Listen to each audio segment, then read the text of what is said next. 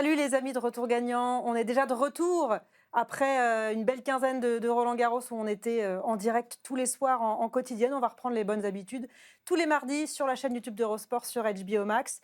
Et on enchaîne, et eux aussi ils enchaînent, Bertrand Millard et Olivier Canton. Ça va? Ouais, très bien. Super. Depuis dimanche, oui, c'est pas passé beaucoup de choses.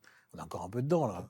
Ouais, on est encore un peu dedans. Ouais, c'est un peu bizarre. Il y a le début de la saison sur gazon. Je suis encore maintenant. sur terre. Ça va Ouais, vite, je suis hein. encore sur Gazon, terre, hein, ouais, moi aussi. ouais. J'ai un petit peu du mal.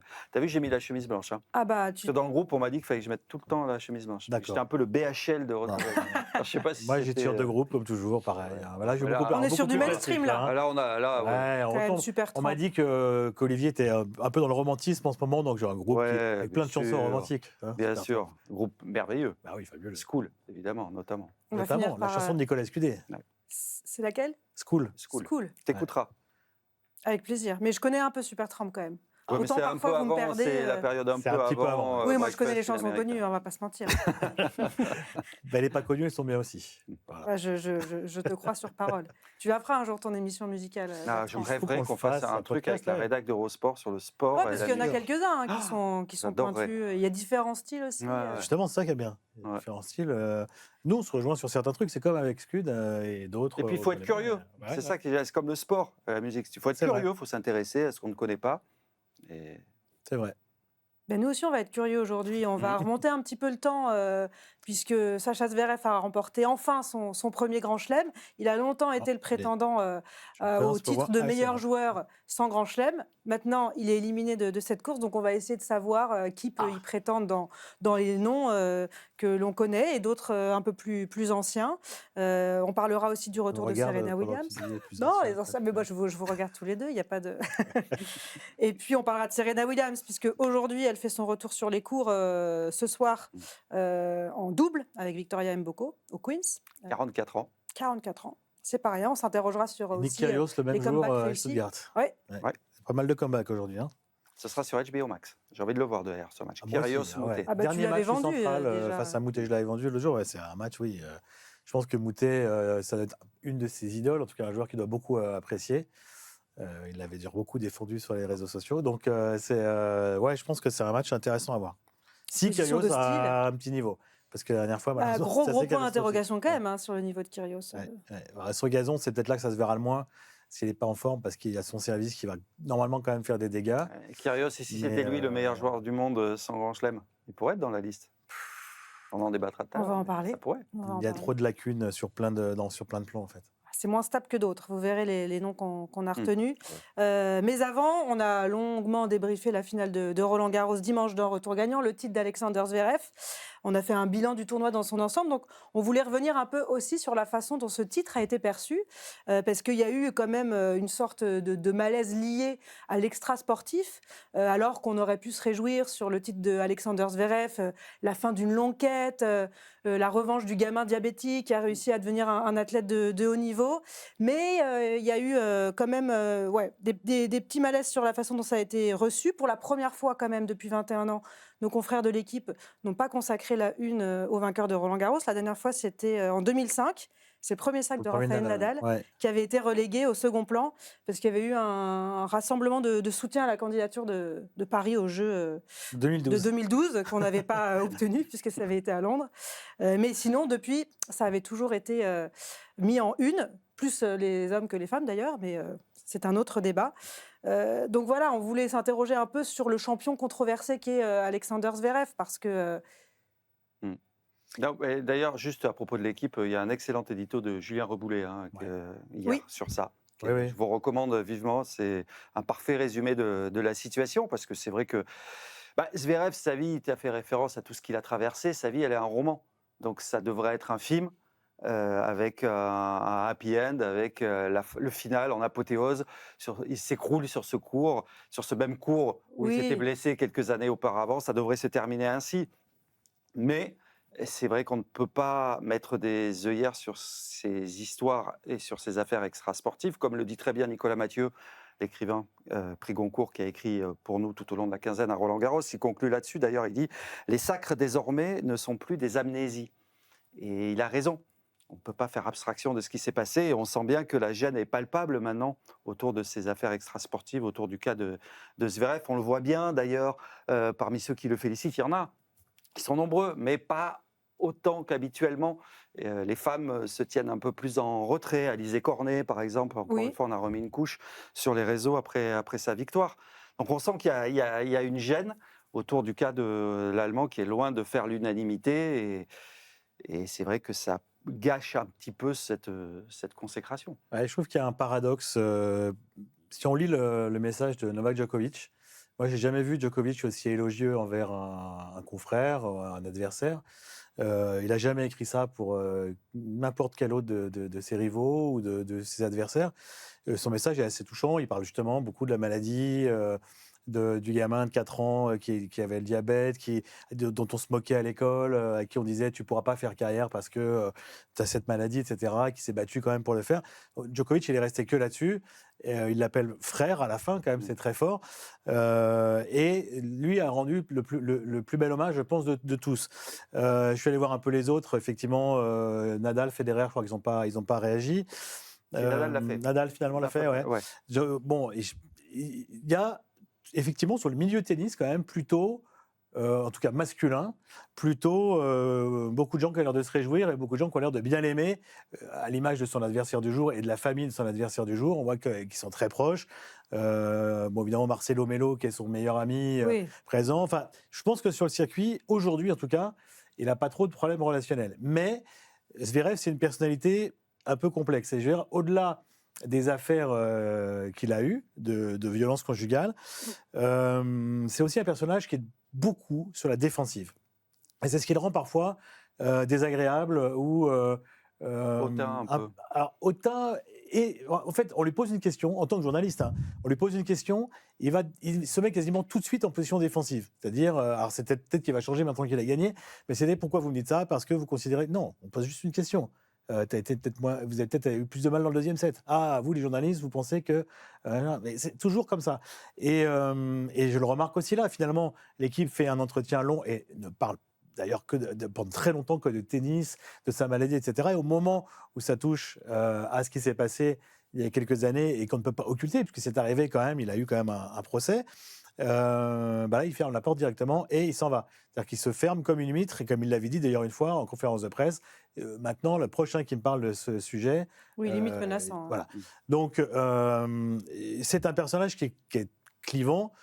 Nous, on ne le connaît pas de l'intérieur, donc c'est difficile à dire, mais ce qu'on perçoit de lui n'est pas toujours hyper agréable. Il y a aussi ce fameux second degré, c'est quelqu'un d'assez caustique, on l'a vu quand même dans pas mal de ses discours pendant ce Roland-Garros, qui dit à son kiné, c'est forcément du second degré, mais est-ce que c'est vraiment marrant, est-ce que c'est vraiment drôle?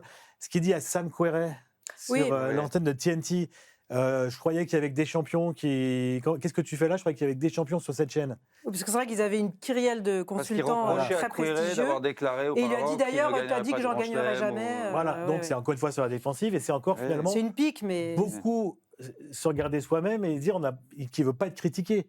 Il y a des gens... Non, mais tu sens qu'il vit très mal intérieurement la situation. Souviens-toi aussi à propos de Tennis Channel, quand il avait répondu sur Instagram, parce qu'ils avaient mis l'image de lui qui se plantait dans un jeu, je crois, et il avait dit voilà, encore une fois, c'est moi que vous mettez en avant. Non, ou l'ATP qui vous adorez tourne beaucoup de me choses, mettre en avant parce que vous adorez me détester. C'est Tennis Channel, je crois. Il avait dit vous diffusez pas, on en fait plein et vous diffusez pas, et là vous diffusez, alors que vous préférez diffuser les autres. Enfin, c'est tout ça. Oui, on m'a coupé au montage, en gros, c'est toujours les mêmes. C'était très étrange comme un peu aigri, un peu tout le temps sur la défensive, quand il se sent attaqué. Il est un peu parano là-dessus, et on va voir si cette victoire justement change quelque chose, s'il devient peut-être un peu moins défensif, un peu moins agressif, et aussi le côté second degré, il faut savoir le manier, parce qu'il y en a qui ont compris, d'autres moins. Bon, ce qu'il a dit sur les athlètes sans cerveau, c'était quand même très évident que c'était du second degré, et c'était plutôt marrant, j'ai trouvé justement en l'occurrence, de dire oui, nous on n'a rien dans le cerveau, donc moi j'ai même pas réfléchi, j'ai joué. Bon, surtout que lui, il est quand même souvent assez bon dans cet exercice, des interviews sur le court. Oui, parce que paradoxalement, il donne quand même en interview. Moi, je l'ai interviewé plusieurs fois. Quand il a envie, c'est un bon client. Franchement, c'est un bon client. Mais c'est vrai que quand il arrive et qu'il a un peu mal luné, là tu le vois tout de suite et tu fais oula, oula, ça va être compliqué. En effet, il va être caustique, il va être désagréable. Je pense qu'il n'accepte pas la critique, hormis certainement venant de même son père d'ailleurs. Son père, il a dit à un moment donné, son frère, c'est pas toujours évident. Mon coach, il m'a rien apporté depuis 25 ans.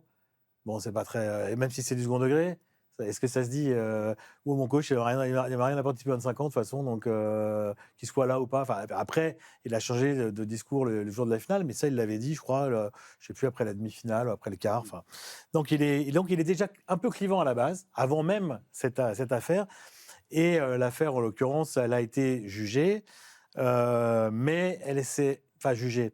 Elle s'est arrêtée. Il est officiellement pas condamné par la justice. Elle s'est arrêtée avant le jugement parce qu'il y a eu un accord financier avec l'une des plaignantes qui est la maman de sa petite fille qui ne voulait pas envenimer les choses. Et l'autre accusatrice, elle n'a pas porté plainte. Donc forcément, là, il n'y aura pas de procès. Mais bon, il y a des journalistes, notamment comme l'Américain Ben Rothenberg qui a sorti l'affaire, qui continue, lui, à porter ça. Forcément, c'est lui qui a sorti l'affaire. Et il y a une partie du public qui ne lui a pas pardonné. Voilà, oui, et aussi il reste présumé innocent, parce que c'est une particularité du droit allemand. Il a payé son amende, mais ce n'est pas dans son casier judiciaire. Mais c'est vrai que dans les réactions qu'on a pu voir sur les réseaux sociaux, il y a des gens qui le félicitent, qui se réjouissent parfois, qui se disent voilà, enfin un grand chelem, etc. Et tout de suite, il y a l'autre moitié des intervenants qui va revenir forcément sur l'affaire et dire oui, enfin bon, vous vous réjouissez qu'un gars comme ça gagne un grand chelem. Bon voilà, donc de toute façon, il ne fera jamais l'unanimité. Malheureusement, ce sera une tâche indélébile. Elle restera là tout le temps. Alors que, comme tu l'as dit, son histoire de base, d'être diabétique dès 4 ans, elle était magnifique. Il avait tout pour plaire. Ça reste un champion incroyable. Oui, mais bien sûr. Malheureusement, ça fait partie de lui. On ne peut pas séparer l'homme et le joueur, pour le coup. Et on peut dire, comme on l'a dit dimanche, qu'il méritait vraiment de gagner un grand chelem. Alors là aussi, je vois les gens il y a beaucoup de gens, même on a un peu discuté hier avec Service Volé sur Internet. Lui, il estime que la finale qu'il a poussé la balle et que c'était pas un grand match. Moi, j'ai trouvé que c'était pas si mal, en tout cas dans l'émotionnel, mais surtout sur le tournoi, il a pas poussé la balle. Ça se résume pas à la finale. C'est quand même le meilleur joueur derrière Sinner et Alcaraz. Ils n'étaient pas là. Ils sont pas là. Il y en a un, il prend le coup de chaleur, c'est de sa faute. Voilà, donc il n'y peut rien. Lui, il y a eu d'autres titres de grands joueurs. Personne lui retirera son trophée. Il l'a mérité. C'est lui qui est allé au bout. Là-dessus, il n'y a rien à dire. C'est dommage pour lui que malheureusement, derrière, il y ait cette polémique. Ce ne sera jamais. Il le sait. Et il aurait peut-être pu intelligemment aussi saisir l'opportunité de l'interview de l'équipe pour peut-être. En tout cas, peut-être pas mettre fin comme ça à l'entretien de façon assez brutale. Il est innocent, lui il dit je suis innocent, voilà. Ouais, mais justement, il peut le dire au lieu de partir. Bon, mais comme je vous dis, il est déjà sur la défensive sur des questions de tennis. Alors forcément que là, et encore plus, ça touche encore plus profondément.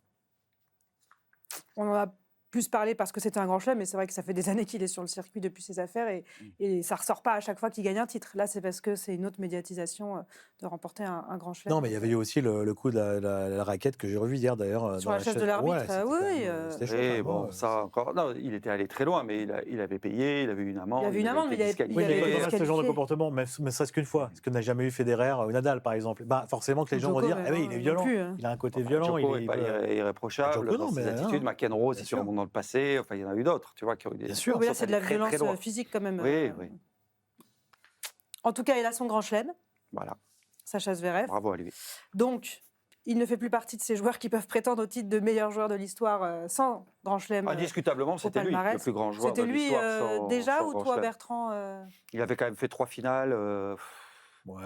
Champion olympique, double vainqueur de succès quand même. C'était ce qui lui manquait. Moi, je maintiens ce que j'avais déjà dit dans un papier qu'on avait fait avec Laurent Verne, et on va en reparler là.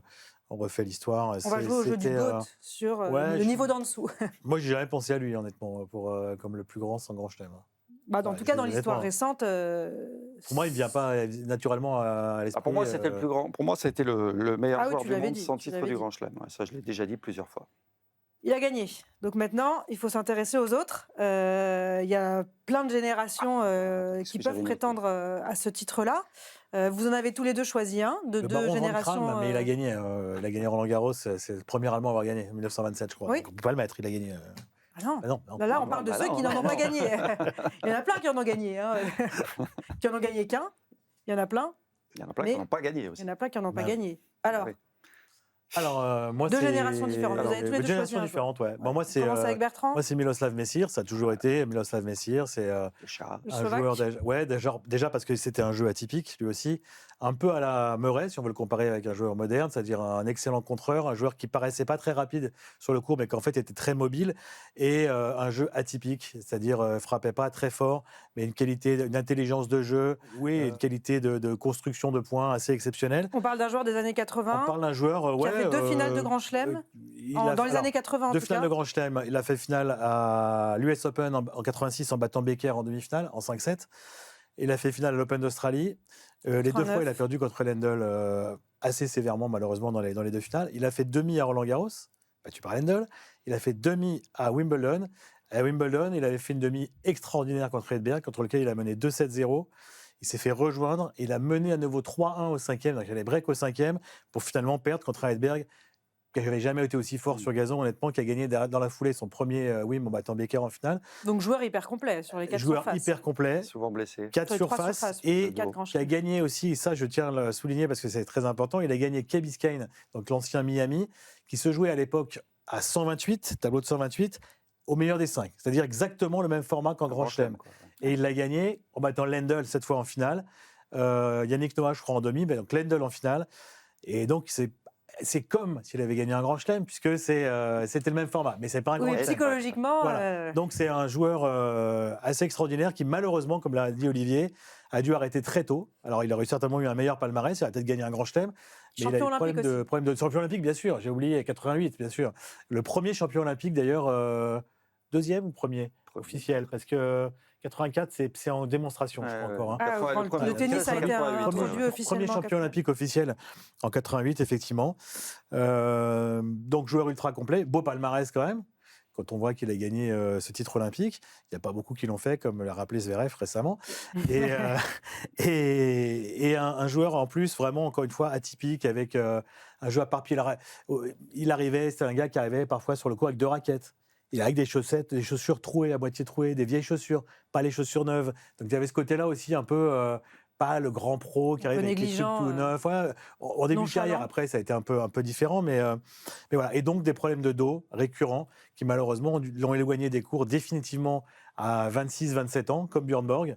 Et donc comme Björn Borg, on peut se dire aussi, bien sûr je ne compare pas, mais on peut dire aussi, s'il avait fait une carrière jusqu'à 32, 33 ans, peut-être qu'il aurait eu encore plus. Donc c'est une courte carrière, mais quand même avec beaucoup d'accomplissements. Et je le mets juste devant Henri Lecomte. Mais c'est vrai qu'il y a des débats. Hein. Moi, Henri Lecomte, j'y ai pensé. Même j'ai pensé à Joe Wilfried Tsonga. Parce que tu peux te dire, il fait une finale de Grand Chelem, il gagne les Masters 1000, il était capable de matcher avec les trois monstres. Qu'il a battu, les trois. Oui, bien sûr. Donc, tu en as plusieurs, des joueurs comme ça. Hein. Vous avez parlé de Thomas Berdych aussi, dans la même génération. Tout à fait. Tu pouvais même penser à Cédric Piolet. Tu te dis, pourquoi pas, Piolet, il fait 2 finales de Grand Chelem. Un dernier truc sur Messir, et qui est très important, il empêche Mats Wilander de faire le Grand Chelem en 88, parce que Wilander a gagné Open Australie, Roland Garros, US Open, et il le bat en quart de Wimbledon, avant d'avoir cette fameuse demi contre Edberg. Donc vraiment, là, il était tout près. Il aurait joué Becker en finale, je ne sais pas s'il aurait gagné, mais il était vraiment tout près quand même des tout meilleurs. Messir, moi, il m'a fait rêver aussi. Hein. C'est fou, comme un joueur comme ça. D'ailleurs, c'est un nom qui est resté. Tu vois, c'est rare, quand même. Tu vois, Messir, dans l'époque où il était, quand même, tu vois, il y avait d'autres légendes. Lendl, Wilander, Edberg, Becker. Messir, c'est resté. Pour les plus anciens comme nous, ça reste un joueur légendaire. Alors moi, j'ai fait plus classique. Plus récent. Ouais, plus récent. Parce que David Nalbandian, ça parle à beaucoup de gens, mais David Nalbandian, j'ai eu la chance de le voir jouer. Tu vois, Messir, j'ai pas eu la chance de le voir jouer, par exemple. Moi, ça m'avait marqué. C'était prodigieux ce qu'il dégageait sur le court. Déjà, son impact physique, tu vois, parce que sur le court, il avait du charisme, il avait une vraie présence. Tu vois, c'était un buffle, tu vois, il était solide. Revers à 2 mains extraordinaire. Et il faisait partie de ces joueurs qui, je pense, faisaient trembler les Federer et les Nadal. Il les a tous battus. Il a réussi, notamment cette performance extraordinaire à Madrid en 2007, de battre les 3. Les enchaîner, 3 victoires, Nadal, Djoko, Federer, ce qui n'a jamais été accompli à part lui. Donc rien que ça, déjà, ça te classe un bonhomme. Et il avait battu Del Potro et Berdych avant. Oui, il gagne le Masters aussi, en battant Roger Federer. Il le bat 2 fois. En 5-7. Il le bat en poule. Alors, Federer, il le bat Federer sur une jambe. Hein. Faut juste non, alors en poule, Federer gagne le match. Federer gagne le match. Ouais. Bon, souvent, c'est celui qui a perdu en poule qui. Et en finale, il le bat en 5-7. En tout cas, il le bat en 5-7. Il fait crève-cœur à l'époque. Sur une jambe, Federer, ce jour-là, qui revient quand même à 2-7 partout pour perdre. Mais bon, c'est quand même une perf, bien sûr. Mais... Il a été numéro 3 mondial. Il a fait des demi-finales dans 4 grands chelems. Il fait finale à Wimbledon. Bon, là, il se fait rincer par 2002. Il se fait rincer par Hewitt. Hein. Et il ne fait pas un parcours extraordinaire puisqu'il n'affronte pas un top 20 pour aller jusqu'en finale. C'est sa seule finale de Grand Chelem. Est-ce que c'était une finale au rabais quand même. On pourrait dire que c'était un tournoi un peu au rabais. Et il affronte Hewitt qui est numéro 1 mondial et qui le rince là en 3-7. Là, il n'y a pas photo. Mais moi, Nalbandian, il m'a marqué parce que je le mettais presque au niveau de Federer et Nadal. Je regardais les stats quand même. Federer, il le bat 8 fois. Ouais, c'était la bête noire de Federer au début de sa carrière, et notamment à l'US Open. Il l'avait battu. La dernière année avant que Federer gagne son premier US Open, c'est Nalbandian qui le bat en 8e, je crois, en 2003. L'année où Roddick gagne. Et il a beaucoup buté sur dur, il était extraordinaire. Il bat Nadal en finale de Bercy aussi. Il était bon partout. Il le bat 2 fois. Il a un petit peu plus de mal face à Djoko, mais il ne l'a pas beaucoup joué finalement. Il l'a battu une fois, mais il l'a pas beaucoup joué. Non, il est extraordinaire. Et quand il gagne Madrid, je regardais le classement, parce que donc il enchaîne Nadal, Djokovic, Federer pour finir, mais il se fait quand même Arnaud Clément pour démarrer. Ah, tiens, je regardais, et il fait quand même Berdych, Del Potro aussi. C'est incroyable. Non, mais c'est incroyable. C'est peut-être le plus Vous ne m'écoutez pas en fait, c'est ce que je viens de dire à juste avant. Tu avais dit Berdych, Del Potro? Pardon. C'est peut-être le plus gros parcours de l'histoire. Moi, j'étais tellement. Non, mais c'est phénoménal. Et puis, il marchait sur l'eau sur ce j'aimais ce qu'il dégage. C'était quand, disons que faisait partie de ces joueurs. Voilà, un peu comme Lecomte. Dans un bon jour, il était irrésistible. Le problème, c'est qu'il n'avait pas toujours des bons jours. Je l'ai pas interviewé. Il était irrégulier. J'ai pas eu la chance de l'interviewer, mais je crois qu'il n'était pas commode du tout comme gars. Si tu en crois les journalistes qui t'ont dit, c'était vraiment une tête de l'art. C'était un gars compliqué. Sacrée personnalité. Puis il faut quand même aussi reconnaître qu'il n'était pas irréprochable sur la diététique. Il était rarement. Non, mais c'est vrai. Il était rarement affûté. Des fois, il avait un petit bedon, et ça ne l'empêchait pas de rivaliser avec les meilleurs. Donc, je le mettrai tout en haut de ma liste. Et moi, si je ne le mets pas tout en haut de ma liste, c'est justement par rapport à ses résultats en Grand Chelem, qui sont insuffisants, je trouve. Par rapport à Messire, c'est moins bon. Il a perdu contre Baghdatis en demi-finale de l'Open d'Australie, où il était largement favori, en 2006. Celle-là, normalement, il aurait dû... Baghdatis a fait un très bon match, mais il avait beaucoup plus d'expérience. Roland Garros, il perd sur Federer en demi, c'est ça, non? Il abandonne. Il abandonne. Bon, alors, de Roland Garros, c'est pas passé très loin. La finale à Wimbledon. Et à l'US Open, où il jouait bien, il n'a pas réussi non plus. Alors, il y a un match contre Roddick. Il perd en 5, non? Il perd en 5, et il y a une polémique d'arbitrage. Effectivement, il y a 2 balles qui sont très limites, qui sont données faute. Mais ouais, il n'a pas eu beaucoup de réussite ce jour-là contre Roddick. Mais il a quand même qu'une seule finale qu'il a perdue en 3-7. Donc... Il avait cette image un peu de méchant, de bad boy. C'était un peu le bad boy. Il n'y avait pas beaucoup de monde qui l'aimait. Moi, j'adorais. Et franchement, avant de débuter l'émission, je regardais les highlights justement de la finale à Bercy, notamment contre Nadal, ou ce qu'il a fait à Madrid. Mais ce revers, regardez, le revers à 2 mains, c'est phénoménal. Non, c'est un super joueur. Après, il y en a d'autres qui s'écoutent. Il me rappelle... Ça petit en régie qu'il a perdu, il s'était fait éliminer, disqualifié en finale du Queens par l'arbitre David Nalbandian. Quand on parle de tête de l'art, de comportement parfois un peu limite, c'est vrai. Ça lui a coûté un grand titre. C'était toute la génération de ces Argentins qui n'étaient pas faciles, quoi. C'était pas facile, puis ils étaient un peu controversés aussi. Oui. Donc, ça c'est autre chose. Lui, il ne fait pas partie, mais bon, dans sa génération, il y a Puerta, il y a Coria, il y a Sheila. Cagnas, les 4 ont été suspendus pour contrôle positif quand même. Cagnas. Lui, non. Joueur stupéfiant. Lui, non. Je me souviens du titre. Le fameux joueur stupéfiant. On a parlé que c'était un titre de. J'ai oublié son nom, bien évidemment. De Vincent Cognet. Lorsqu'ils avaient battu Moya en 5. Et 8 en 5. Alors, on va vous mettre dans les commentaires de la vidéo sur YouTube un petit sondage pour que vous aussi, vous nous disiez qui est selon vous le plus grand joueur sans Grand Chelem. On peut évoquer Tom Hawker, le Hollandais volant, qui a une finale de Grand Chelem, qui a 35 titres quand même. Bien sûr. C'est les années 70. Il a été 3e mondial au meilleur de sa forme. Il y a Marcelo Rios, qui a été le seul numéro 1 mondial sans titre du Grand Chelem. Une seule finale. mais quand même. On a Avec cette finale où Alex il a pris Correggia qui a 36-2 deux quand même, finales de Roland Garros, et puis Henri Lecomte, Joe Wilfried Tsonga, et plus récemment, Tsitsipas aussi, à sa grande époque, pouvait prétendre à... c'est Tsitsipas. Bah, il a 3 finales de Grand C'est Chelem vrai quand qu'il a 3 même, finales de Grand Stefanos Chelem. Tsitsipas. Ouais. Il n'a pas fini sa carrière encore. Hein, Non. C'est pour ça. Voilà, alors c'est pas fini, et là il est dans une phase difficile, donc on a moins tendance à le faire briller. 2 finales à l'Open d'Australie, non? Oui, c'est vrai que Stefanos c'est Tsitsipas. une à Roland. Une à Roland, une à l'Open d'Australie. Oui, 2, je vous ai dit 3. Ouais, Oui, non, deux je me finales, suis un peu 2 enflammée. finales. Ouais.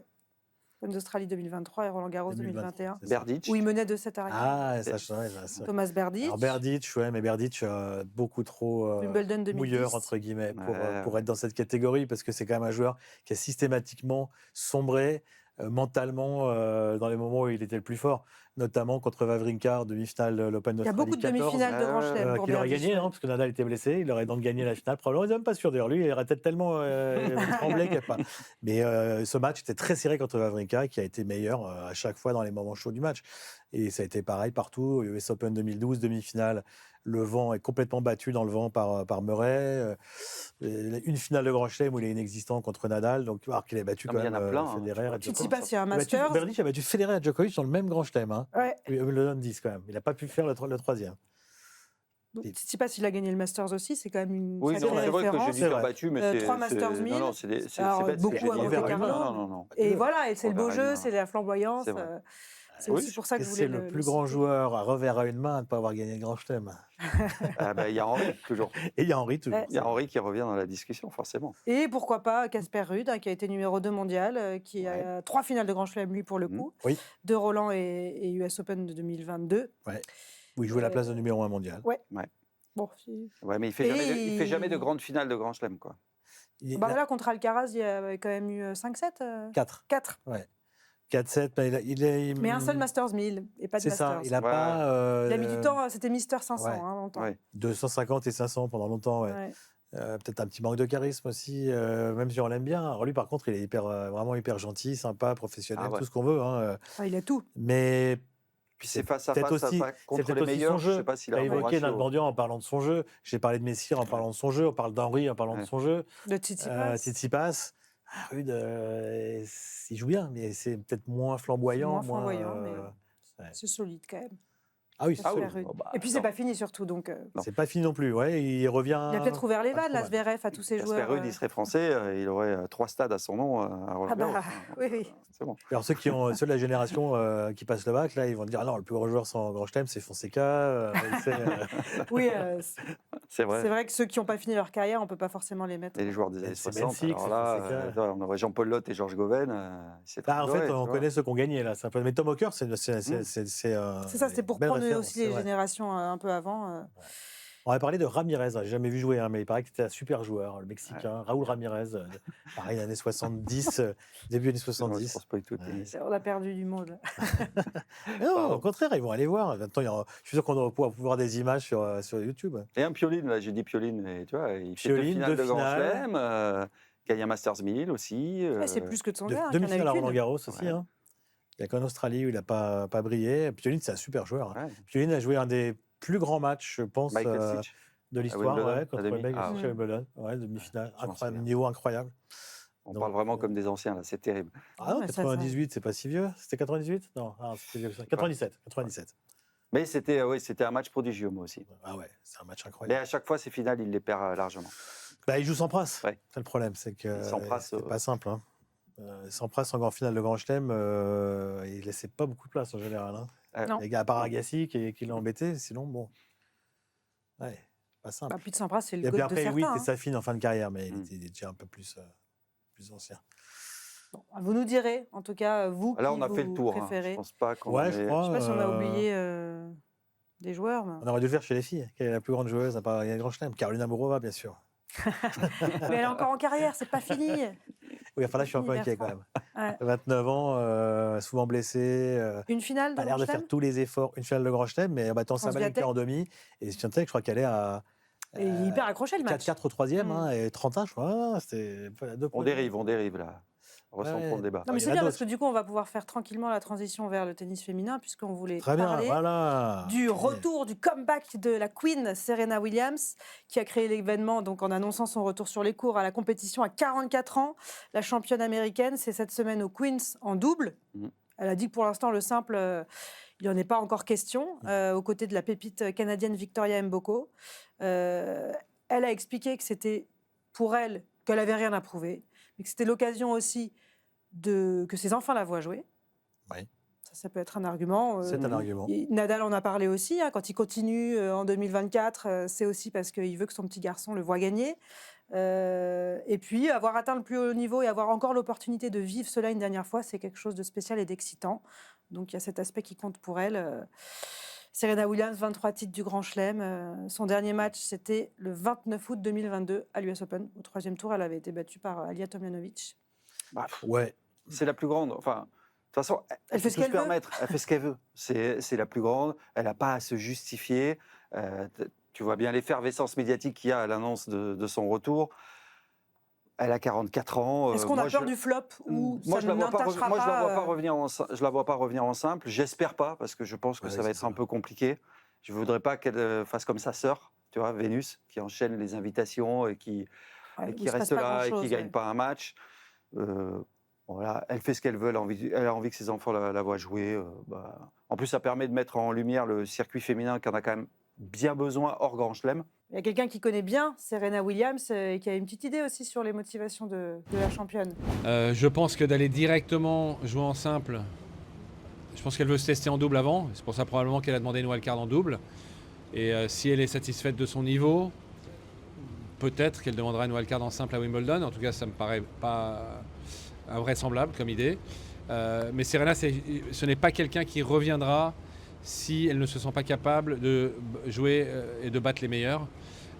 Si c'est pour jouer les seconds rôles, c'est pas du tout dans sa mentalité. Donc je pense que ce test-là en double, c'est aussi pour voir si elle se sent capable de battre les meilleurs. Alors le double, c'est pas du simple, évidemment, mais c'est déjà un premier goût de la compétition. Elle m'a montré tellement de fois qu'elle est capable de faire des choses qui sont théoriquement impossibles, que je la crois capable de tout, première chose. 2, lucide, je ne pense pas et je n'espère pas.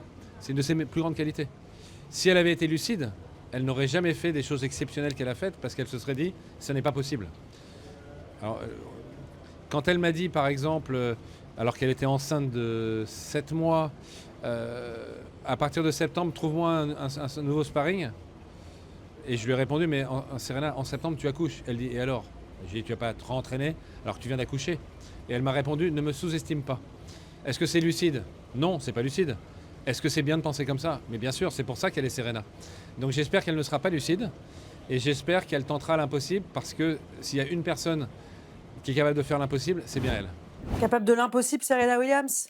En tout cas, l'avocat Mouratoglou a un discours un plaidoyer à qui on a envie de donner raison. Oui. C'est vrai que il la connaît bien. Il la connaît bien, il a raison sur plein de points. Je pense qu'effectivement, c'est quand même pas quelqu'un qui revient pour faire de la figuration. Donc si elle sent qu'elle joue pas bien, elle va pas aller s'exposer en simple, c'est certain. Et si elle sent par contre qu'elle a des sensations, etc., elle ira peut-être. Mais oui, évidemment, à 44 ans, on dit c'est impossible de gagner un grand chelem en simple à 44 ans. Oui, mais peut-être faire un 8e, un quart sur gazon, je ne sais pas, peut-être. Pour l'instant, on ne parle pas de retour en simple, mais, voilà. Non, mais déjà voir ce qu'elle vaut en double. C'est ce que dit Patrick. Effectivement, c'est vraiment de voir se jauger en double. Je pense déjà au niveau des sensations, au retour de service, c'est important, voir si ça a évolué, au service aussi. Et puis après, effectivement, voir s'il y a moyen de voir plus si affinité, c'est-à-dire de voir si elle peut aussi jouer en simple. Les comebacks de très grands champions, comme l'a dit Olivier, c'est la plus grande, c'est toujours dangereux. Moi, j'étais là quand Björn Borg est revenu, c'était pathétique, vraiment pathétique, et c'était extrêmement triste, parce qu'on a envie de garder l'image de l'incroyable champion qu'il était, un joueur indébordable, un joueur avec des rivalités monstrueuses comme McEnroe, des finales de Grand Chelem inoubliables, des finales de Grand Chelem sont parmi les plus grandes de tous les temps. Le voir revenir avec sa raquette en bois en plus, dans une époque où il n'y en avait plus, perdre 3-2 à Monte-Carlo contre Jordi Arezé. C'était terrible, terrible. Il en avait fait un deuxième comeback avec une raquette moyen tamis, et c'était encore pire. Et donc là, je ne dis pas que ça écorne sa légende, c'est parce qu'on ne peut pas écorner une telle légende. Non, mais ça nous a fait de la peine. Mais ça fait de la peine. C'est vrai que c'est dommage. Thomas Muster, à 44 ans aussi, a fait un retour, heureusement, très rapide. Ouais, je m'en souviens même pas. Si, il a essayé de faire un retour très rapide, mais ça a été un fiasco aussi. Alors, il y a des retours de femmes. Après grossesse, il y a eu Kim Clijsters et Caroline Wozniacki. Non. C'était à des âges où elle pouvait encore performer, elle l'ont prouvé d'ailleurs. Mais Martina Navratilova est revenue tard et elle a remporté son dernier grand chelem en double avec 49 ans. En double mixte, je crois, avec Paes.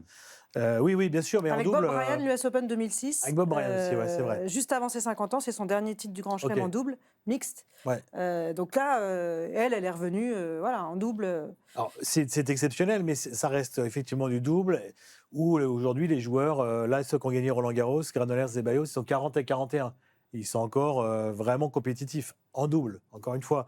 Donc, 49 ans, c'est pas tout à fait la même époque non plus. Il n'y avait pas autant de spécialistes du double que maintenant. Ça commençait tout juste à ce moment-là. Oui, c'est un exemple rarissime, mais c'est vrai qu'elle est revenue, Martina Navratilova, pour gagner. Bon, ça, Serena Williams, c'est pas la même optique, je pense. 12 titres en double dame, 3 grands chelems de plus en double mixte, après son retour, et donc le US Open 2006 en dernier, avec Bob Bryan. Elle peut gagner, Serena Williams, en double avec Victoria Mboko? Déjà, elle est associée à une super joueuse, déjà.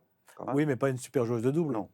Elles affrontent ce soir au Queen's, hyper spécialiste. C'est bien pour l'expérience aussi, c'est fabuleux pour Victoria Mboko qui va vivre un truc, jouer à côté de la meilleure joueuse de tous les temps en double. Oui, ça c'est exceptionnel. On l'avait vu s'entraîner d'ailleurs, c'était pas avec Mboko, c'était avec Alicia Parks. Alicia Parks. Est-ce qu'elle ne prépare pas les Jeux de 2028 ? Non, mais j'en sais rien. Tu vois. Je sais pas. Aux États-Unis, ça peut être. Aux États-Unis, tu vois, pour le double. 46 ans, Je sais pas. Je sais pas. Je sais pas si elle a des plans. Pour aller aux Jeux Olympiques, il faut avoir des points, il faut être sélectionnable. On ne peut pas y aller comme ça. Je pense que ça prendrait la place d'une Américaine. Il y a un cut qui est fait. Il y a des joueuses doubles aux États-Unis qui jouent bien. Donc, bon. Il y a des wildcards aussi. Il y a Taylor Townsend notamment, qui est numéro 1 mondial actuellement. En double, elle aurait pu d'ailleurs essayer de jouer avec Townsend, sauf que Townsend, elle joue quoi ? Elle joue la qualif au Masters, elle joue pour la gagner, première place mondiale, donc c'est pas la même chose, non. Non, mais j'espère qu'elle sera compétitive. Je pense qu'elle l'est pour jouer sur des demi-terrains. Heureusement qu'elle revient qu'en double. Oui, voilà. Pour l'instant. C'est là on se dit, ça aurait peut-être été plus problématique pour ce côté, on est qu'en image, elle peut se ridiculiser un petit peu et on n'a pas envie de voir une championne comme ça. Pour prendre un exemple encore plus récent, battue par des joueuses moyennes. Qui revient cette semaine aussi, on l'a dit, Nick Kyrgios. En 2022, il jouait incroyable, il fait finale de Wimbledon. Il a un niveau de dingue. Je l'ai revu, donc c'est la dernière fois qu'il est venu sur un cours, je ne sais plus si c'était cette année, non, ça doit être en 2025 encore. À Melbourne. En double avec Gaël Monfils. C'était. Non, c'était pas à Melbourne. Parce qu'il avait rejoué avec Kokinakis en double, ils avaient perdu rapidement. C'était pathétique. Parce que même sur un demi-terrain, il avait plus du tout les qualités d'un tennisman professionnel. Il ne voyait plus la balle, c'est-à-dire que sur toutes les volées, il était en retard. Il servait moyen. Il n'a pas mis un retour dans le cours, pas un. Parce que retourner à ce niveau-là, c'est quand même du travail, c'est des automatismes, c'est un temps de réaction. Et là, Kyrgios, on a bien senti qu'il n'avait absolument pas travaillé tennistiquement avant de revenir. Et c'était un fiasco total, mais c'était pathétique. Donc même lui, qui est encore assez jeune et qui ne travaille pas et qui revient, c'est pathétique. Donc il faut faire attention à ce genre de comeback, je pense. Il faut être prêt, quoi. Alors, on imagine que Serena. Ça fait un moment qu'on la voit taper la balle. Elle semble affûtée. Elle s'est affûtée physiquement. Elle a repris du muscle. Son ego. Elle ne va pas arriver sans avoir l'assurance d'être un minimum compétitive. Mais voilà, j'espère qu'elle le sera. Je vais regarder ça comme beaucoup de monde. On va regarder ça avec curiosité. Bien sûr, c'est ce que je dis. Ça, voilà, toutes les caméras. Ça met un coup de projecteur aussi. Mais oui. C'est sympa de la revoir jouer. On verra à quel niveau, mais on en reparlera. Mais si on irait toujours si Federer avait joué Borg, si je sais pas moi, les champions d'aujourd'hui, si Alcaraz avait joué Federer Prime ou Nadal Prime, machin. Bon, on essaie toujours de faire des comparaisons. Si Sampras avait joué machin. Bon, là, on est toujours content de revoir jouer des super champions, mais le problème, c'est que les années passent. Et, t'imagines si Federer est décidé de revenir là Il va revenir pour une exhibition à l'US Open le 25 août. Tout, alors j'ai son agenda sous les yeux. Attends, là aujourd'hui, il a un déjeuner. Ça a été annoncé en grande pompe, le retour de l'icône, 5 fois vainqueur dessus. Il revient pour l'US Open. Peut-être qu'il vient d'un retour gagnant. C'est prévu, mais il a un agenda très chargé. Oui. Donc il faut qu'il vienne à Paris. Bon, son agent, non, il n'est pas. Si on fait intervenir Sushi Tony. Deux, trois accointances. Peut-être les célèbres horlogers qui fabriquent des appareils qui donnent l'heure, oui, bien sûr. Écoutez. Donc c'est la semaine... Si on lui dit que c'est Anne Boyer à la présentation, il y a moyen. Ça peut peut-être jouer. Ce serait donc pendant la semaine de qualification, la fameuse opening week. C'est ça, ouais. C'est la course à l'échalote. Il y aura d'autres légendes, comme il l'avait fait à Melbourne. Cette semaine des qualifications, maintenant, c'est toujours plus. C'est toujours plus. Ah ouais, mais ça marche d'ailleurs, ils avaient bien. aussi Roland Garros, on s'est régalé. Les Open Series, là, tous les tournois d'avant qui permettent de doubler le. Ah bah oui, le bonus, là. Ça existe toujours, ça existe. Mais il y aura le double mixte. Il y aura encore le double mixte. Normalement, c'était reconduit, là. Certainement, oui. On va arrêter. Gagné par Errani et Vavassori, bien sûr. Des spécialistes. C'est Ruud Swiatek, je crois, non? Ah ouais, je sais plus. C'était Ruud Swiatek en finale. Non, c'était Ruud Swiatek ou c'était en demi-finale, je ne sais plus. Mais ils étaient allés assez loin. C'était les seuls qui étaient allés assez loin. Ah, moi, j'ai tout commenté. Moi, je remercie la direction. Moi, le double mixte, nouvelle formule, le one point slam, c'est pour moi, ça. Le one point slam. Federer ne pourrait pas faire le one point slam. Tu sais que ce serait rigolo, ça. Ah oui. Ça, ce serait génial. Ça, c'est une bonne idée. Parce que là, en plus, le gars, il a encore. Et puis, c'est pas grave s'il perd, quoi. Bref. Si. S'il perd face à un amateur, ça fout mal quand même. Il y en a qui ont perdu face à des amateurs. Oui, mais Federer, tu vois. Il y a Pedro Martinez qui voulait tellement gagner le million qu'il s'est qualifié contre en quart, en demi. Oui, bien sûr. Et ça, ce serait génial. Un one point slam et tu fais venir les légendes. Et ben voilà, une idée. Roger, si tu nous entends, viens en parler dans Retour Gagnant. Viens en parler dans Retour Gagnant avec Stan Wawrinka. On reviendra sur vos carrières respectives, au moment où Stan arrête, par exemple. Très bien. Ça peut être sympa, ça. Oui, modestement. Voilà, double invitation. On fera un peu plus long, l'émission. Vous n'oubliez pas quand même que cette semaine sur HBO, sur Eurosport, oui, alors attends, Stuttgart, Hertogenbosch. On parle de Roger, on parle de gazon, non? Stuttgart, avec Taylor Fritz et Ben Shelton en tête d'affiche, et les Français, avec Corentin Moutet, Quentin Alice. Et le retour de Nick Kyrgios, donc. Et le retour de Nick Kyrgios. Ça, c'est... Ils vont être Fritz et Shelton, ils avaient être contents de retrouver le gazon. Il était temps, là. Ils ont souffert à Paris. Ça, c'est Stuttgart. Mais il y en a un autre. Il y a Hertogenbosch. Exactement, tu le dis très bien, moi j'arrive jamais à le dire. Et là, il y a Félix Auger-Aliassime et Alex de Minaur. Les deux qui ont quitté le tournoi un peu dépressifs. Surtout Félix. Même Alex de Minaur, parce qu'il gagne le premier set face à Mensik 6-0. Mensik, c'était après son match qui avait duré 5 heures, je crois. Oui, où il avait fini un quart d'heure à terre. Là, là ils peuvent faire le cercle des tennismen anonymes. Rina Sabalenka, Berrettini, Arnaldi, Auger-Aliassime. C'est qui a dit l'autre? De Minaur. Il y a un paquet pour parler de leurs mots psychologiques du moment parce que et physique. On peut rajouter Tsitsipas aussi.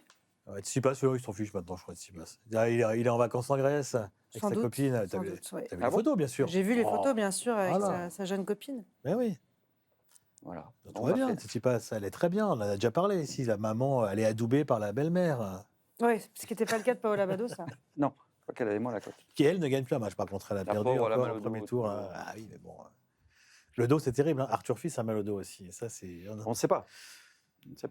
Il a eu mal au dos, en tout cas. Et là, il a repoussé son retour. On en avait déjà parlé dans Retour Gagnant. On espère vous donner vite des bonnes nouvelles de Arthur Fils. Merci à tous les deux. Merci. Bonne semaine de gazon. C'est toujours sympa. Ça change tellement d'un seul coup là. C'est un peu violent. Quand on voit les images, hier j'ai regardé Stuttgart, je me suis dit oh là là, mais les échanges en 2 coups de raquette, la position des joueurs. J'ai vu un point de Fritz là où il fait retour. Monte à la volée et volée de revers direct. C'est pas ce qu'il faisait à Roland Garros. Donc, c'est très différent. Bah, oui.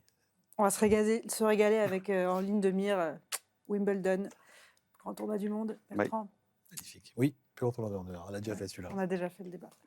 Merci à Seb Petit qui a assuré en régie tout seul pour ce retour gagnant. Retour à la réalité après la quotidienne. Après l'opulence. On avait des énormes moyens. Et après, il fait le montage. C'est l'homme orchestre.